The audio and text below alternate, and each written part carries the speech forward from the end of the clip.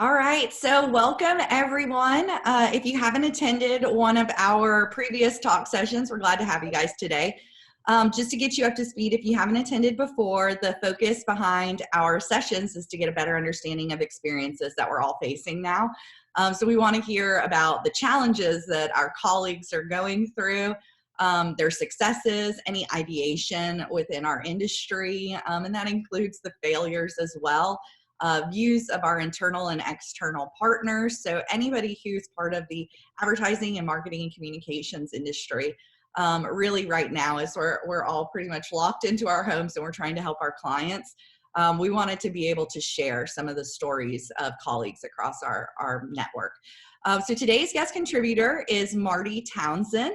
So we're going to hear from Marti about a recent success that she had taking a business from a prospect to a signed client for marketing services. And her journey was not easy. It actually started 2 years ago, but I don't want to give away any details. I want her to be able to tell her story. So Marti, thank you so much for joining us today.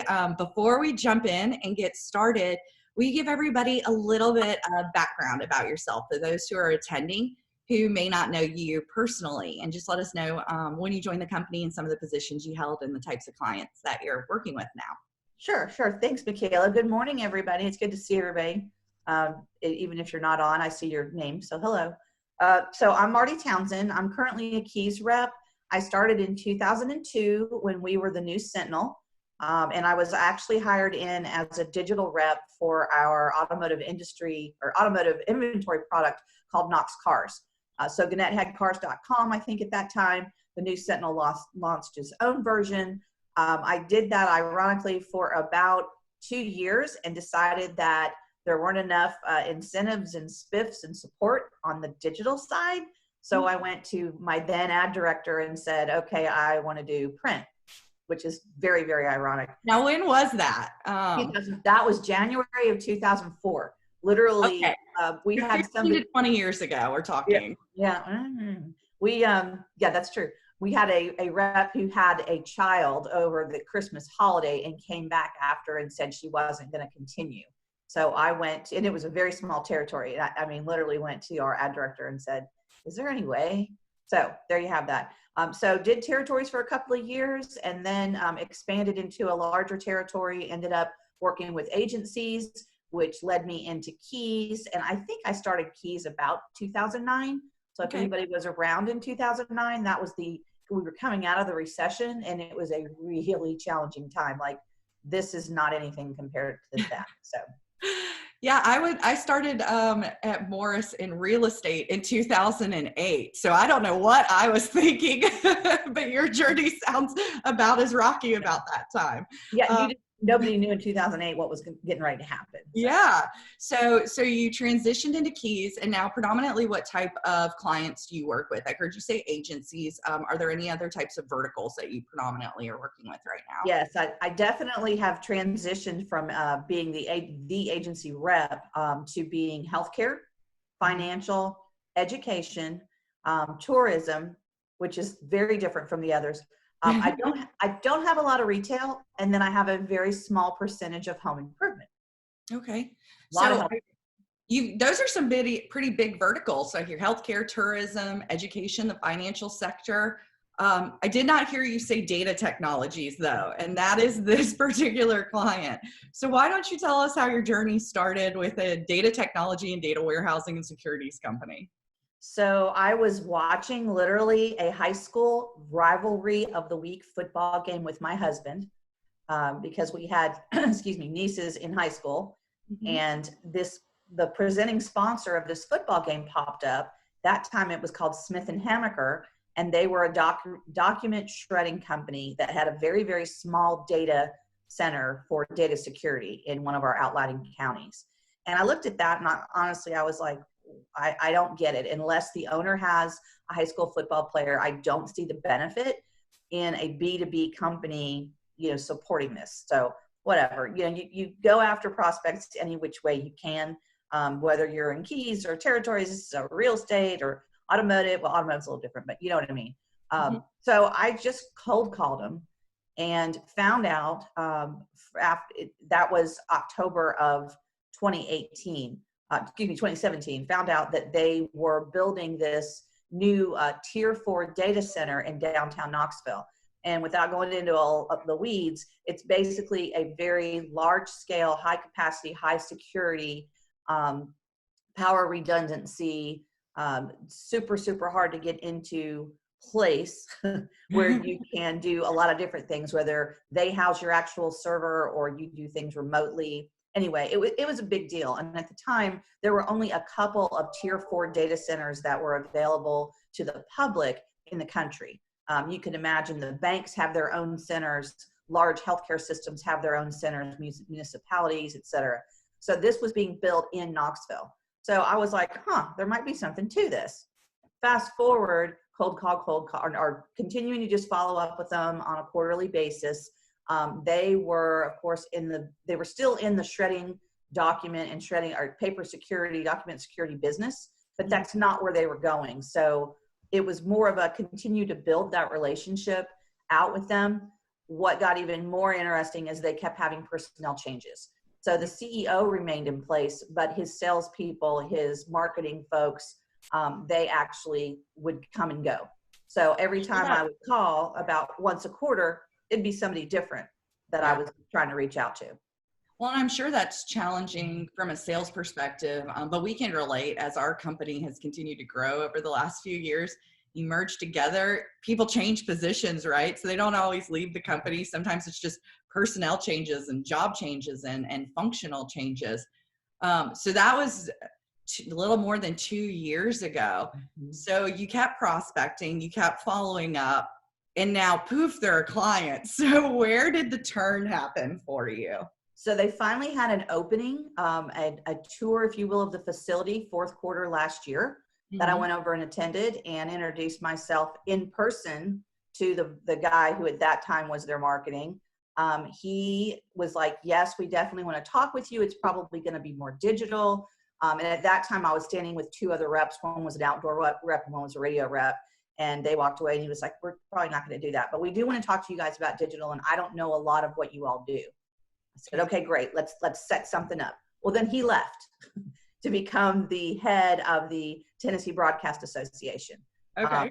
So now we're into January. I was out for a short term, the end of the year, and came back in January and just started over, actually reached out to him. This was interesting. Found out that he left through LinkedIn, sent him a LinkedIn message and said, hey, congratulations on your new position. Who's over at SH now? So he actually gave me the name of the guy that I needed to call, which was really helpful. Okay. And we had a phone call with him. He allowed us to come in and do and evaluate needs in early February. Mm-hmm. When we did that, we had about an hour-long conversation with him, really dug into what he was doing, talked a little bit about us, and said enough, Mickaela, basically for him to give us a chance to come back. He had already met with 2 vendors. Okay. To do their digital. And he was specifically looking for search and building general awareness in the community. That's another story. He was buying the ads on the gas pumps and doing the helicopter traffic thing in the afternoon just to get their name out. But mm-hmm. he wasn't really connecting with the target audience. It was literally, just branding. And when I say target audience, he had 2. So we were able to learn a lot about his business. What was ironic was I realized I didn't understand co-location and data center technology and all the things that they were doing and what that impact was to large businesses, the regional healthcare, the regional banks, the municipalities, the government, and the manufacturing. And then his bread and butter right now, which is working with small to medium-sized businesses on technology, which is key now. It wasn't in February, but now it is. So we had to do a really fast research ramp up, if you will, into his business through, a lot of information on the internet, trying to figure out exactly, knowing when he says co-location, what does that mean? Finding out where his competitors are, doing all of this, but in an extremely short amount of time. The good news is after our first meeting, he felt like we were savvy enough and had enough information about what we could do from a digital standpoint that he did give us the opportunity to present. Okay. So So he had already received quotes and they were already evaluating people when you finally got in the door. correct. So he put everything on pause, right? And gave about a week for the team, maybe a little bit longer, maybe about 7 to 10 days, I think is our time frame, that you had to get inundated in data, technology, and security, right? So get inundated in that industry and bring others in. So what did that process after evaluate needs look like for you getting your solution together? And quite frankly, ramping up, because you sound like you are very savvy in the industry right now. I wouldn't say that. So first thing I met with our leadership, both on the client services side and my sales management, and explained to them, a little bit about the business. My manager was with me on the initial evaluate needs call, but basically said, we are under a really short window. So we need to get insights involved. We need to get some things happening quicker than our normal timeline. And so we had to really collaborate with several different groups to get the ball rolling. And yes, he originally wanted us to come back with a true presentation within 5 business days. What we found is we did get insights involved. They were phenomenal in getting things turned to us really quickly. We wanted to review the information to make sure that it resonated with what he had told us. Sometimes, insights is amazing as a starting point, but you really have to go back in and make sure that it's very relevant to your particular customer, and you're not sounding like you did a Wikipedia, search and threw a couple of bullet points out. So we did that. And with your help, we also were able to do some search demands and some capacity information for the larger scale, which is the data center itself within a 4-state area. So there was a lot of moving pieces that took place over a very short amount of time. Then we went back and talked with him again, just to make sure that the information that we gathered from the evaluate needs and the approach that we were taking was in line with him. We were able to put a plan together. What was interesting is when we actually started to present the formal present and close, we realized that this really smart programming guy didn't know as much about digital marketing as you would expect. But then if you think about it, he's on the other end of it. He knows the nuts and bolts and why his stuff works. He doesn't know how to get it out to the right people.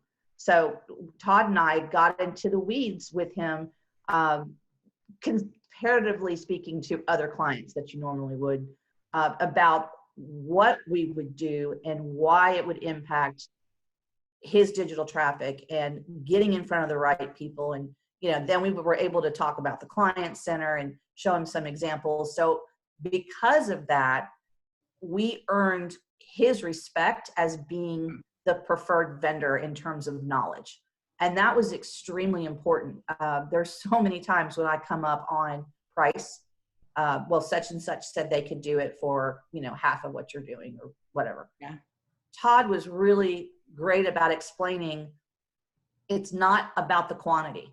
You can get just for an example, 200 leads for $100, but if 2 of those are valid, then is it really worth it?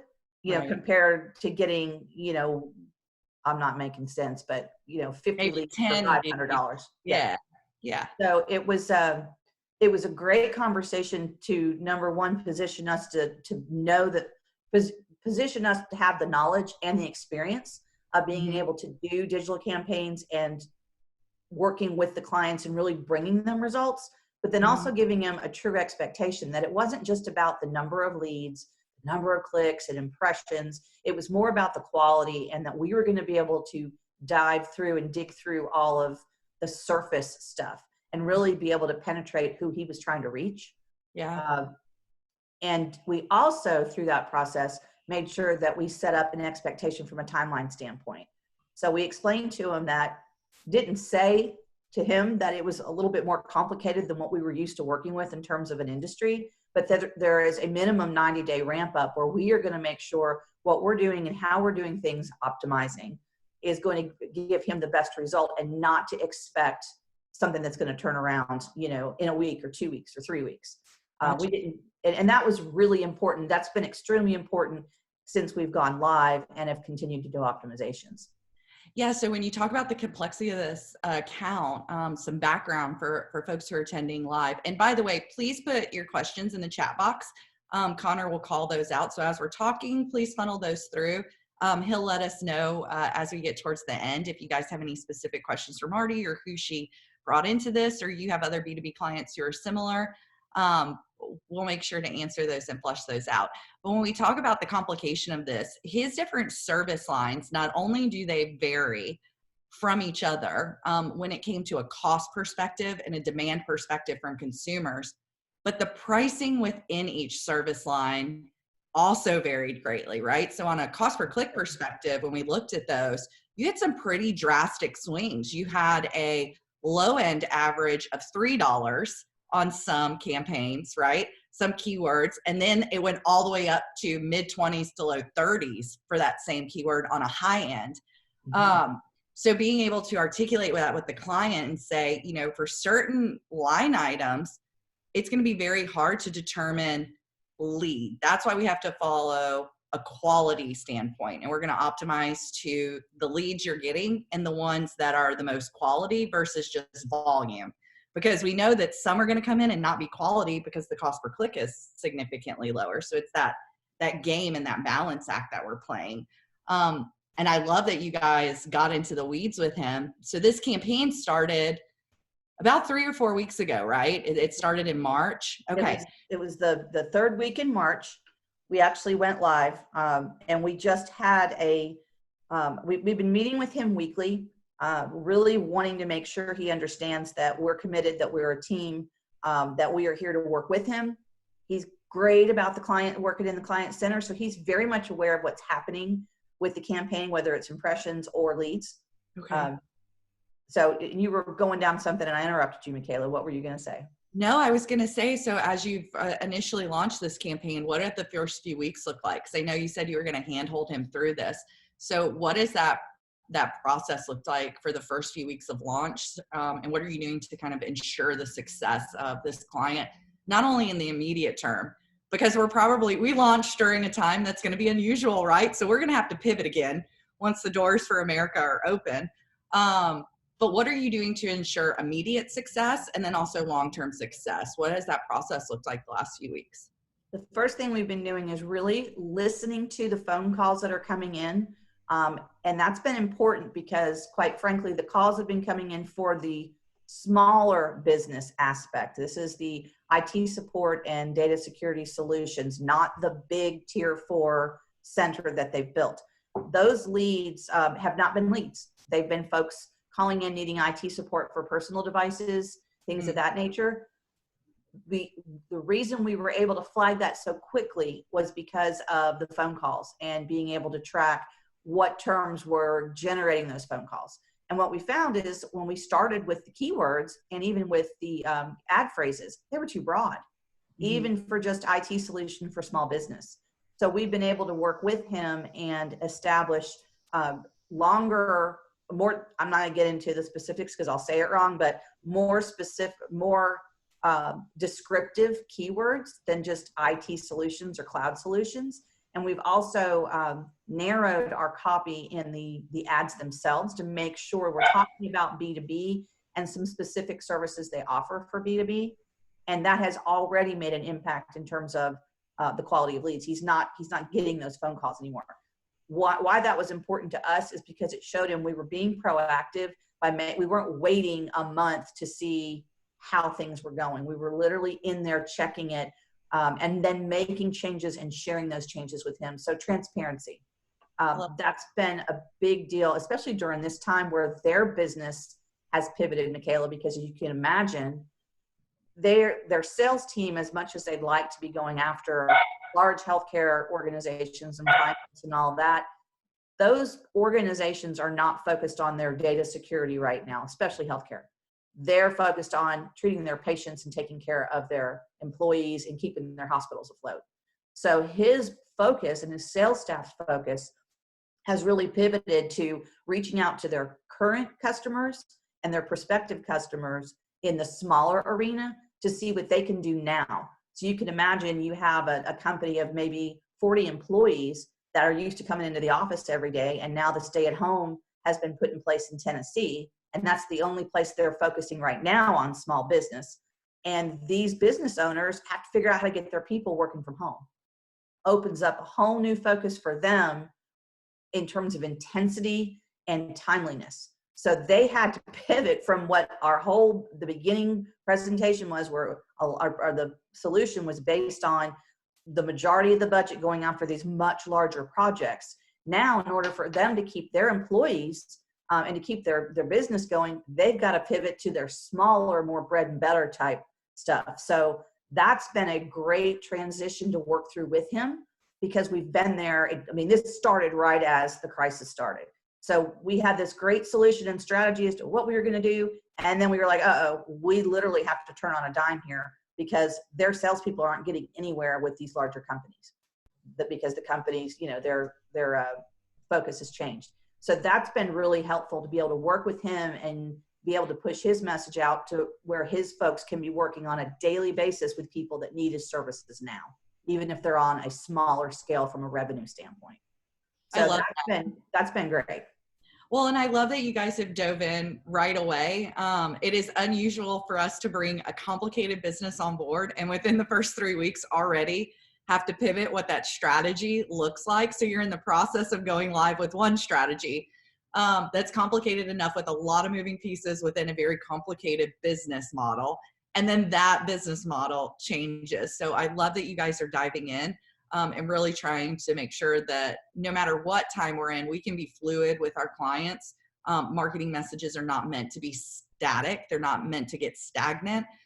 We have to have fluidity in what we do. So I absolutely love that. Do you have any other words of wisdom or tips that you could share or thought points with your colleagues that are on this call, or the ones that'll watch later? I can share first and foremost that I say I'm persistent, but sometimes, it's hard, especially when you're talking about a 2-year process of continuing to keep that prospect in your warm list. You're like, this is never going to happen. Even though I'm watching this building go up in downtown Knoxville, I'm driving by like every other month just to see the progression. And I'm like, do I really want to call them again? If we hadn't kept calling them and reaching out and just saying, hey, when you're, let us know when you get closer to opening. We want to make sure that we get information out, or the B2B resource to the community, talking about our business journal and stuff, just keeping information in front of them, keeping our name out there other than just selling them. So the persistence, it was hard at times, but it paid off. The other thing is I am not always the best at asking for help. And I definitely was in the weeds with this one and needed help from a lot of different people. So don't be afraid to ask for help, whether it's of your leadership, of the resources we have.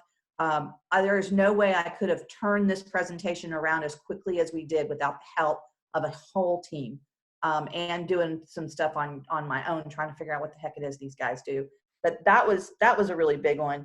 And then keeping up with the leads, being able to go into the client center and hear what he's hearing and see what those notes are that he's putting in there. And what was interesting is the phone calls are very different from the impressions that he's getting. So he's getting a good impression. He's getting a lot of impressions for the more technical stuff and clicks to his site, but the phone calls were being made by the wrong target.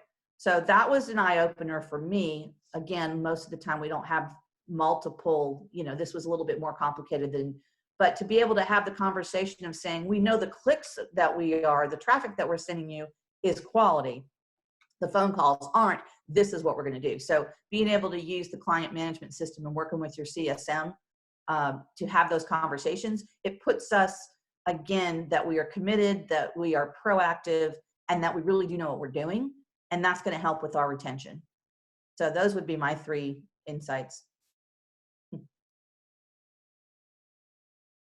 I'm talking while I'm on mute here. I apologize for that. Thank you so much. I appreciate that feedback. I loved hearing about this experience. I love participating in it.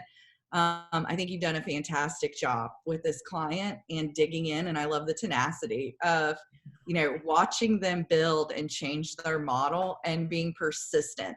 and trying to stay in tune with that and not giving up on the business. I absolutely love that story. So I appreciate you sharing that with us today.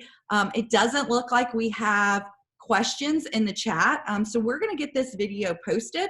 We'll send it out to the group and Marti's contact information. If any of you guys have questions, we'll all nominate her to help you guys to answer any of those or give you guidance should you have any questions.